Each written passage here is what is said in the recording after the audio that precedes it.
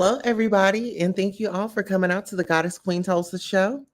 I am your host, Queen Tulsa, and we are here today to give our review on the VH1 Surreal Life. This is our review on episode 3.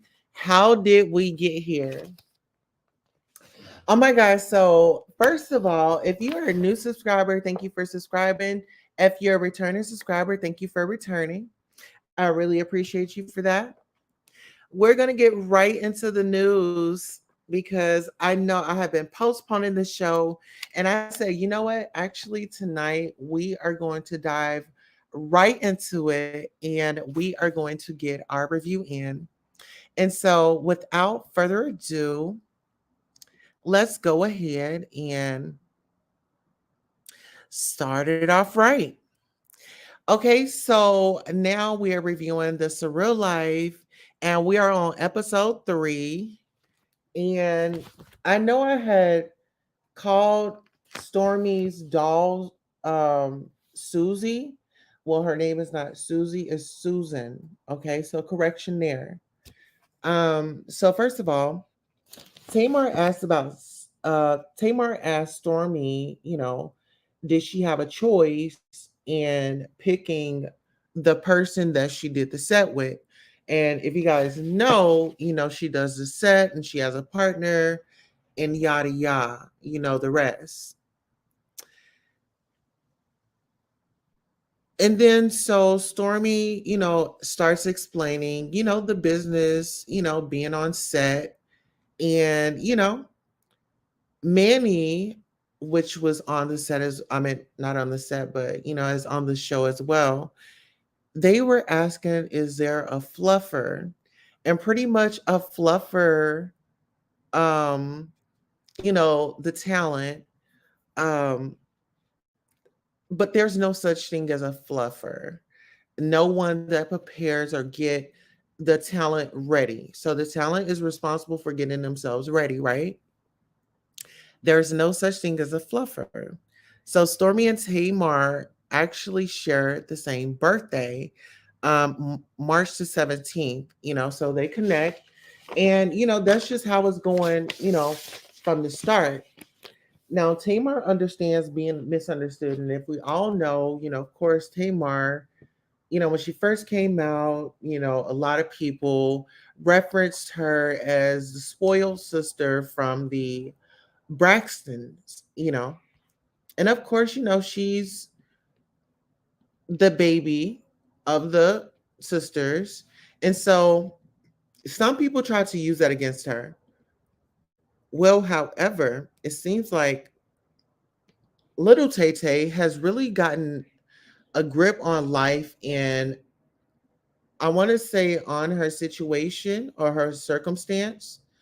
Um, But I'm really liking Tamar on here. She's like, being vulnerable and also she's engaging. So that's always a good thing when you have people that engage. So it's dinner time. And so now it's puzzle pieces. They reach dinner in the sky. And so I guess the message was in the sky, stay in your seat. So pretty much, they end up on set and they see that they're going to be having dinner in the sky, and so Tamar says she's not with it, she's having a moment, and of course she gets an anxiety, and she finally makes a decision to join the group and gain her experience, fears aside. And that's one thing that I like about her. So it seems like when she hits a hurdle, she pretty much addresses it and she keeps pushing. Like she's not going to let anything stop her. And I'm loving her drive. So now the table is ready and it drops voluntarily going up in the air.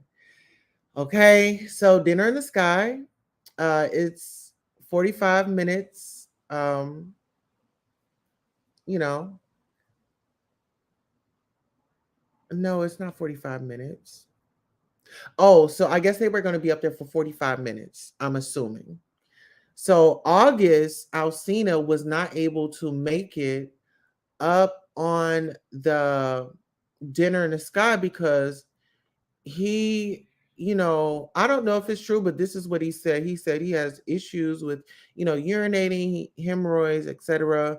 And he urinates too often. So it would be like, maybe they would get up there, he would have water, and it would be time for him to go to the restroom.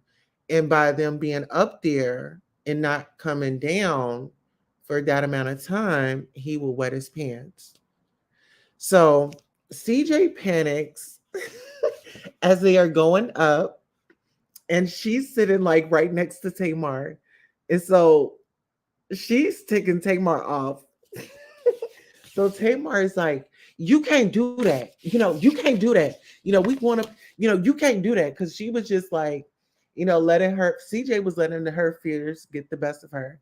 And I really thought that it was interesting, how that played out. So Tamar, dinner's over. And so they're back at the house, getting acquainted. Everybody's getting relaxed. And so Tamar, well, no, this is before they get back to the house. So they're up in the sky and then they're having conversation. So now they get to the part where Tamar asks Stormy for a reading, you know, and so they're engaging in conversation, which is it was enjoyable. And so you can see August is sharing his meal with Stray Dog.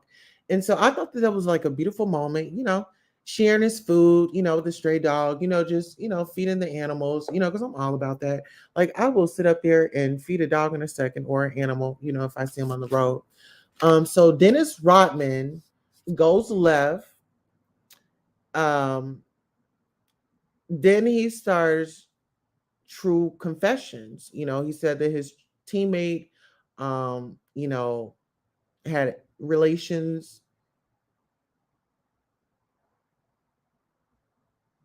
with his significant other, and at the friend's house, and he still had to play a game of basketball that night.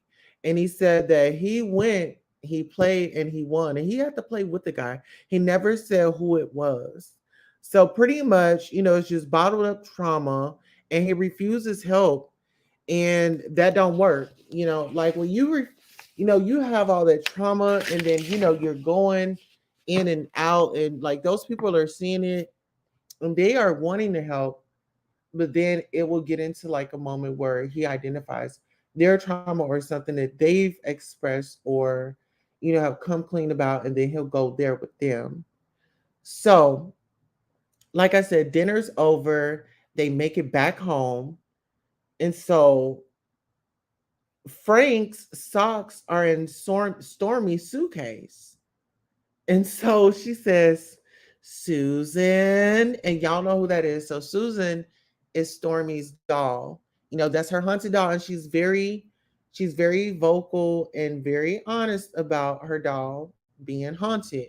And also she stays in a haunted situation in Louisiana, right? So now they discuss Dennis releasing and being vulnerable. And so Frank, now they're at the house. And so Frank gets a reading, and pretty much he's leveled up. He's got a new calling. He's an actor, of course, joy, success, um, future, and it's going to be going down in a good way in his home. And so he's counting on another child. So shout out and congratulations and good vibes to him and his wife. So now Tamar spoke of her offing, and she's still here. And so in 1993, Dennis tried to do the same thing. Dennis was vulnerable, then not. Dennis says he thinks August. Oh, he thinks August is sexy as F. And August didn't really know how to take that. He was like, Dennis, you cool or whatever, but we're gonna keep it, at a cool distance, but It's all love. And I like the fact that he walked in his manhood and he stood his ground, and it was no offense taken. It was like it was just a joke, and he was able to take that joke without being offensive. And nowadays you really can't find these quote unquote heterosexual men that can actually take a joke, you know. So yeah, that was I really enjoyed that moment of them bonding. So Dennis says pain is subjective, trauma affects different people. Dennis breaks his mom. Okay, so he breaks. So his mom hurt him in his life, his ex-wife. So that was his ex-wife. That wasn't like his fiance, the one that hooked up with his teammate. That was his ex-wife. Oh, no. Okay, I think it was. No, allegedly. Allegedly. Okay. You have to watch the episode. He definitely confirmed it. So that's even more reason for you guys to watch. Okay, so Tamar, loud grandmother.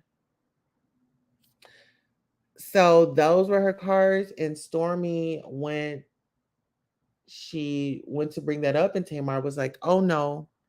And Tamar was very dismissive of it, which is understandable because you don't know what that relationship is, and you never know what the cards are going to read, right? Okay, so Dennis drinking. He goes and visit with August. The readings. Dennis comes up and lit and had too much, and pretty much says that's all you got. And so then they go on commercial break, child. They go on commercial break. And so Robert Starbug, right? Dennis told Tamar to tell her truth about her hurt because he felt like, okay, well, if we're going to be addressing my hurt and my pain and the things that I'm dealing with, well, Tamar, you open up and share about your hurt. Tamar cries. Dennis takes attention off him, gives Tamar the spotlight to deal with her pain. And I felt like everybody wants to make everybody accountable until they're given the mic and it's time for them to be accountable, you know? And that's just real life. That's, I mean, celebrity or not. Let's get into it. So, calling his pain out, he called hers out. And really, what do you expect? Like I said, you're sitting up here calling this man's pain out. You're calling him to the carpet. You want him to be accountable. But, ma'am, you were just in a situation that was very much so publicly. This man is being vulnerable and saying, hey, my mom hurt me. My ex wife hurt me. Such and such hurt me. And the first thing you want to do is criticize or put your foot on somebody's neck. No, ma'am. So Dennis says he built who he is today. And it's an a-hole. And he has to dig his way out. And he's on his raft to freedom. And so on this episode, Dennis Rodman packs up and go. Tamar wanted Dennis out. Was it right? Let me know in the comments. This was a review. However, we have something else on the menu after this video.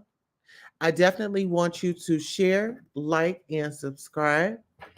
Tell a friend to tell a friend to tell a friend because we are about to have a barbecue. And on that note, this concludes our review of the VH1's The Surreal Life Review, Episode 3. How did we get here? This was a recap. I hope you enjoyed. This is the Goddess Queen Tulsa Show. I'm your host, Queen Tulsa. And on that note, we are out of here.